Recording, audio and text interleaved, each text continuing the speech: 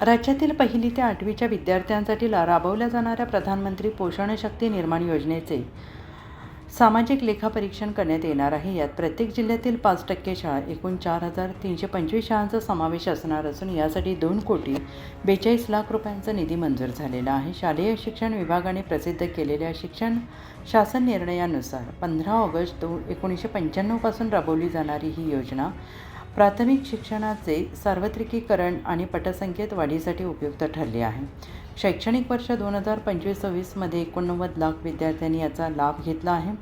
केंद्र सरकारच्या सूचनेनुसार पारदर्शकतेसाठी महाराष्ट्र राज्य सामाजिक अंकेक्षण आणि पारदर्शकता सोसायटीमार्फत हे लेखापरीक्षण होणार आहे।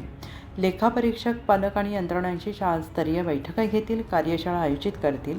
15 दिवस आधी कागदपत्रे जमा करणे बंधनकारक असून उल्लंघन झाल्यास कारवाई होईल। अहवाल प्राथमिक शिक्षण संचालकांकडून केंद्र आणि राज्य सरकारला सादर करावा लागेल। साप्ताहिक पोलीस वॉरंटच्या स्थानिक बातम्या आणि व्हिडिओ नक्की पहा, लाईक करा, शेअर करा, कमेंट करा आणि तुमच्या स्थानिक बातम्यांचे व्हिडिओ आमच्यासोबत शेअर करा।